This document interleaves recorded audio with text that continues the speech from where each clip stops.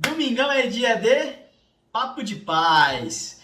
E o Papo de Paz do canal de Pai para Filho hoje, o assunto é educação financeira para os pequenos. É isso mesmo, pessoal. Só que eu sou ainda um aprendiz nesse assunto e eu vou chamar aqui uma grande amiga minha, a Lari Neves, do Lari Neves Planejando. Vou deixar o Instagram dela aqui para vocês. Ela é uma convidada mais do que especial para esse nosso bate-papo. E se você quer saber mais sobre esse tema, fica no vídeo até o final, que eu tenho certeza que vocês vão gostar. Roda a vinheta que eu vou chamar a Lari.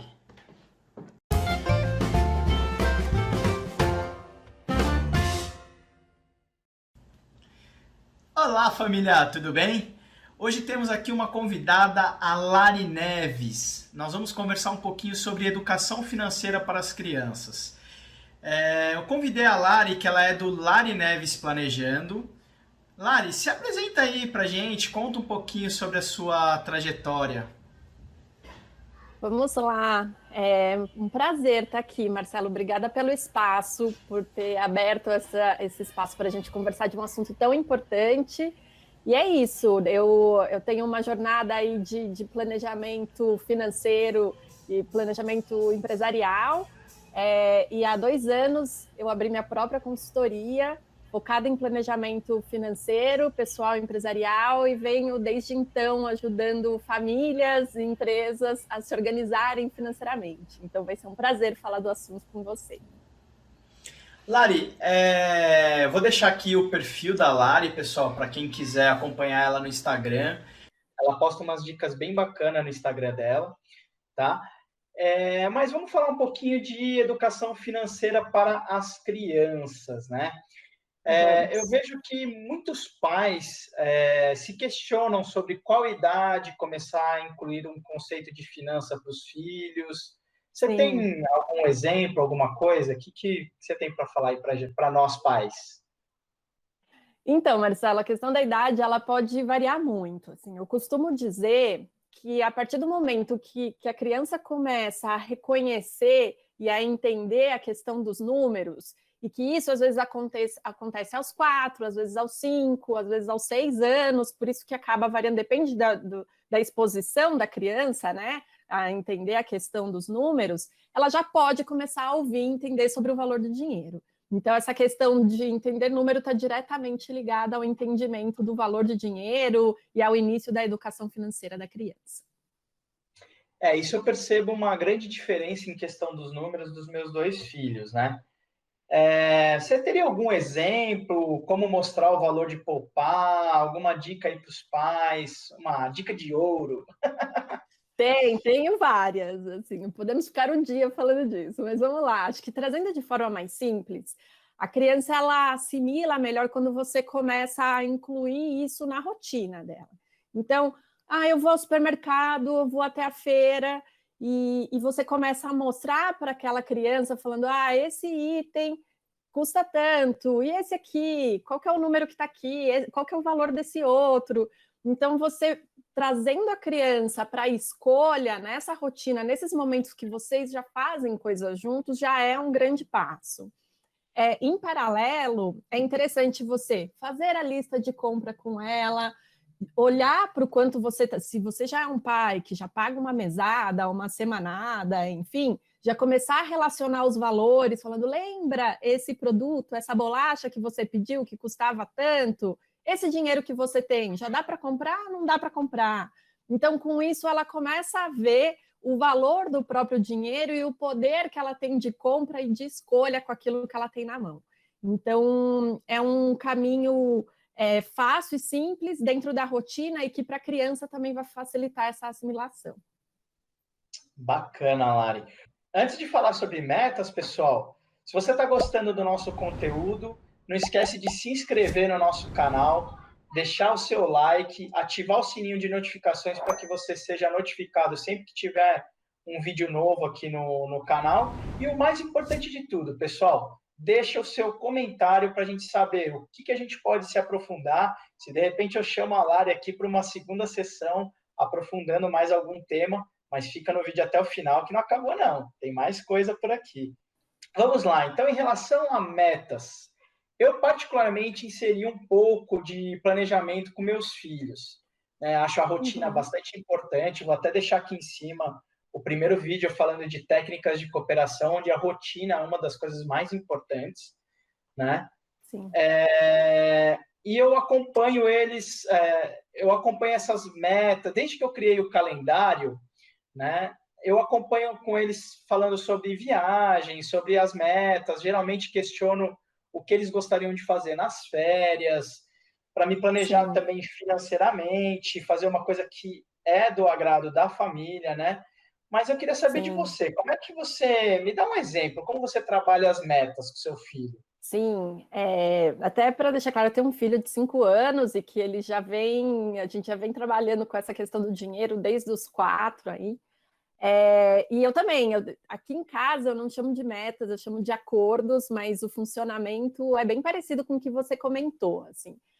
Basicamente, por exemplo, quando é algo maior, como uma viagem, a gente já faz alguns acordos antes. Então, assim, o que faremos e o que não faremos. A gente usa esse momento de acordo até para falar assim: vamos usar o nosso dinheiro na viagem para fazer passeios, para aproveitar o lugar, para curtir aquele momento, e não para ficar comprando coisas. Então, a gente já vai para essa viagem com esses acordos feitos e se qualquer momento ele dá uma escorregada, eu falo, lembra que a gente fez um acordo, aonde a gente ia colocar o dinheiro, o que, que a gente ia fazer, e logo ele retoma isso e a gente acaba chegando num senso comum.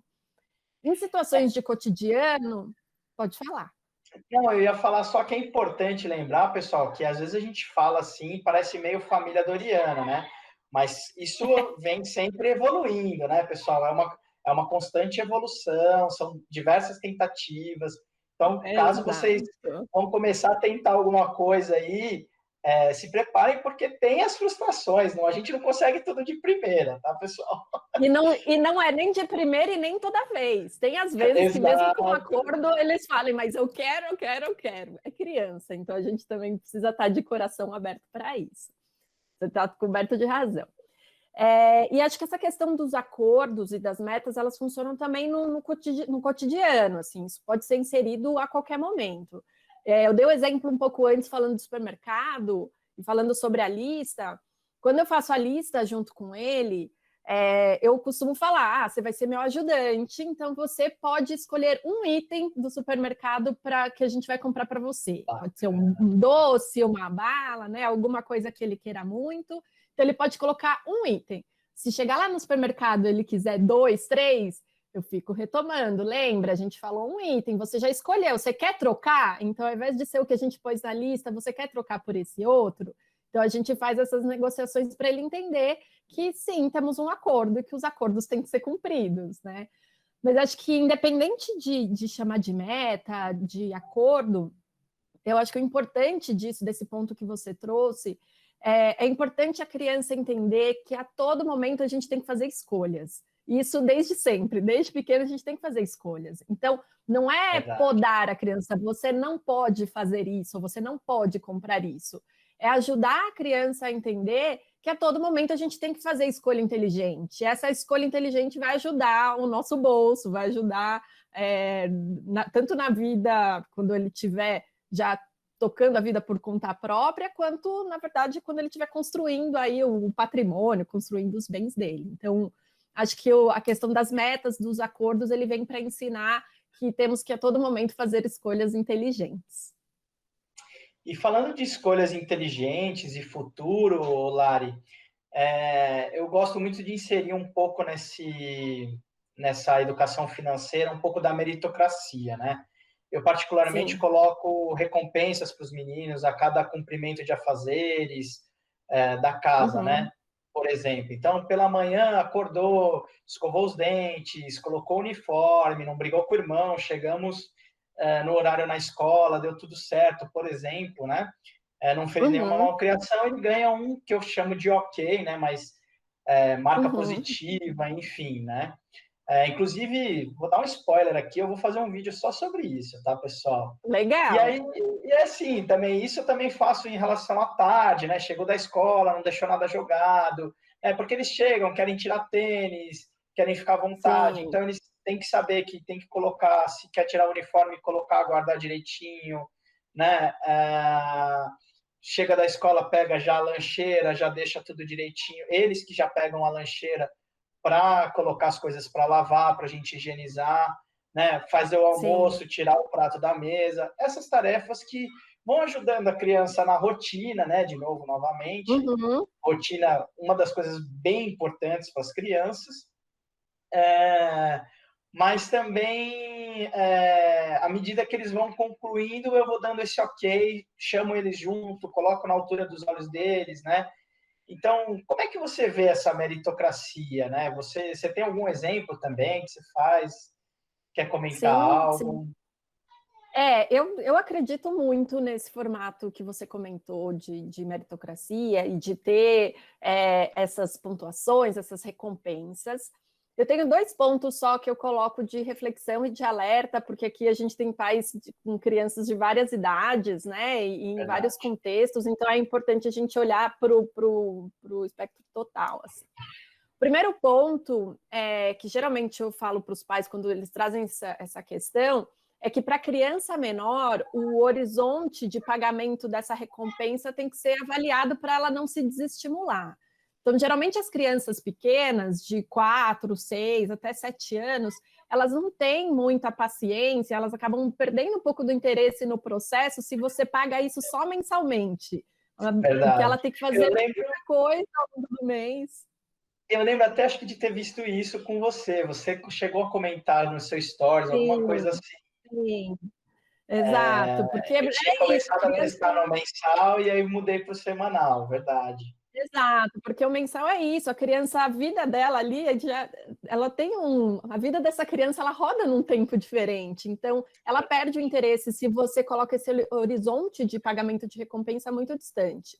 Então, o pagamento semanal ou a cada 3 dias, tem pais que pagam até diariamente, para crianças menores funciona bem, assim, porque aí ela vai vendo o dinheiro crescendo aos poucos, e isso vai dando aquele ânimo. Para as crianças maiores, aí pagar semanalmente ou até mensalmente já funciona bem, assim, por isso que tem que ir acompanhando a fase que seu filho está. E o segundo ponto que eu costumo falar para os pais, como alerta, assim, é não atrelar tudo que a criança faz a uma remuneração financeira, assim.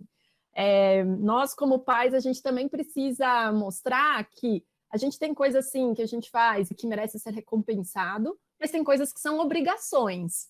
Então, vou falar daqui de casa, assim, meu filho tem alguns acordos que ele recebe, ele é remunerado por isso, mas tem outros, assim, precisa tirar o prato da mesa quando terminar uma refeição.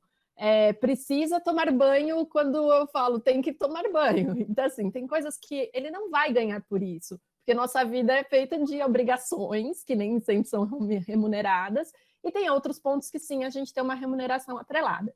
Então, é fazer essa seleção de quais são os critérios aí de meritocracia que você vai colocar para o seu filho, para ele entender que tem essa divisão. Isso aqui eu preciso fazer porque tem que ser feito. E isso aqui eu estou fazendo e vou ganhar algo em troca.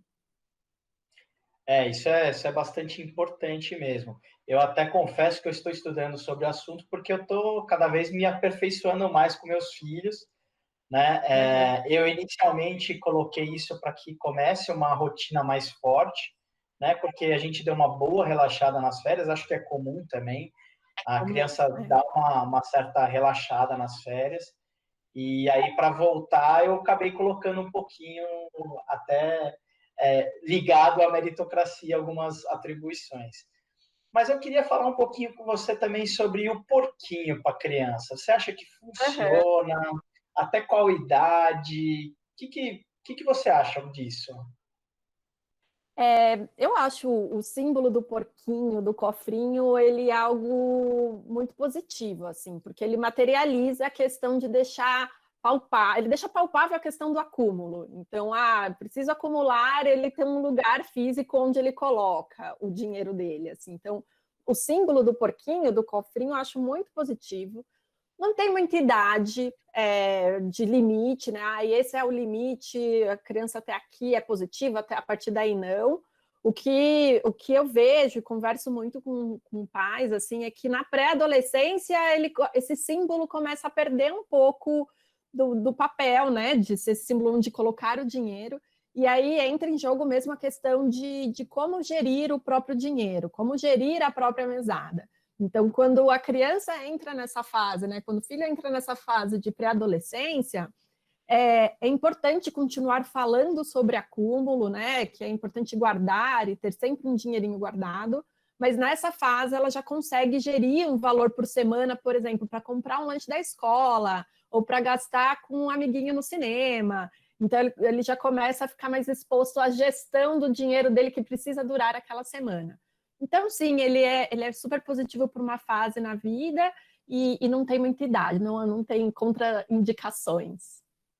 Eu acho que como você falou, né? Vai dependendo do que os pais vão sentindo, né? Eu achei interessante você Sim. falou do controle da adolescência, né?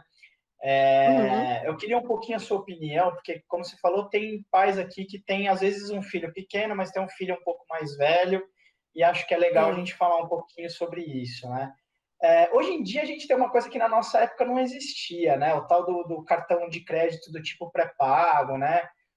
Sim, sim. Eu vejo isso como opção. Confesso que eu comecei a entender um pouco esse tipo de cartão, até por conta quando eu recebi o primeiro benefício da empresa, né? E foi Aham. utilizando um cartão de crédito, né? Como Natal, né? Como uma bolsa de Natal. Mas Sim. eu vejo que hoje em dia é uma possibilidade para os jovens. Isso é seguro? Como você enxerga isso? Eu enxergo isso como futuro, sabe? Da forma de pagamento de mesada, enfim, da Não gestão volta financeira mais, com os né? nossos filhos. Não volta mais, assim. De verdade, o dinheiro em espécie, ele é algo que cada vez mais vai cair em desuso, ainda mais para essas novas gerações, assim. Eles sabem o que é cartão. Dinheiro em espécie é algo que está ficando cada vez mais distante, né? E hoje em dia, você mencionou do cartão pré-pago, mas hoje em dia tem modelos até mais refinados do que isso. Assim, no final do ano Verdade. passado, eu publiquei no meu perfil uns stories falando de uma conta, teve uma empresa, né, do setor financeiro que ele fechou uma parceria até com a Disney Que e para legal. justamente atender esse público, assim, nem a pré-adolescência, já criança a partir de 7, 8 anos, já vi pais, já conversei com pais que abriram essa conta. E o que que é? Você abre uma conta 100%, o pai, a mãe abre uma conta 100% digital para o seu filho. Nessa conta, ele tem um cartão, né, um cartão de crédito, de débito, você pode configurar qual que é a modalidade do cartão. E aí você já pode, ao invés de dar o dinheiro em espécie da mesada, você programa a transferência recorrente, você acompanha e cria regras no aplicativo dos pais. Então, os pais têm um aplicativo para gerenciar a conta e o filho tem um aplicativo também para gerir a conta dele. E você, como pai, você pode acompanhar, colocar limite, colocar regra, acompanhar gasto, enfim. Então, e isso a gente está falando agora, um exemplo que surgiu no fim do ano, mas é só o início, assim. Então, de verdade, eu Vem acho muito mais que por aí, né? para as novas gerações, eu acho que essa questão, acho que é o símbolo do porquinho de poupar, ele, de novo, tem o seu papel para as idades menores, mas o futuro está muito ligado a ser tudo digital, carteira digital, e daí para frente, assim. Certo. Então, pessoal, acho que eu nem preciso falar mais nada, né? Ó, vou deixar aqui de novo o perfil da Lari, acompanha ela, porque, meu, são dicas maravilhosas que ela deixa aí no Instagram para vocês. Bom, Lari, meu, muito obrigado por participar aqui com a gente. Esse modelo aqui um pouquinho virtual por conta da pandemia, mas foi um bate-papo bem gostoso. Espero que todos vocês tenham gostado. Não sei se você tem alguma consideração final aí, Lari, quer falar alguma coisa? Não, na verdade, eu queria agradecer mais uma vez o espaço e espero em breve a gente poder replicar o formato aí pessoalmente, tomar um café juntos e falar sobre finanças para os nossos filhos. Ah, muito bom. Sempre muito bom trocar esse papo com os pais. Então, se vocês gostaram, deixa aí no comentário. Quer saber mais? De repente eu chamo a Lari para uma próxima. a gente se aprofundar um pouquinho. Se você precisa de uma consultoria em família, a Lari também está disponível, ela tem esse tipo de serviço aí, pessoal. E vou deixar aqui, ó, 2 videozinhos para vocês do Papos de Paz, que a gente já teve aqui no canal, e aguarde que vem muito mais. Valeu, pessoal!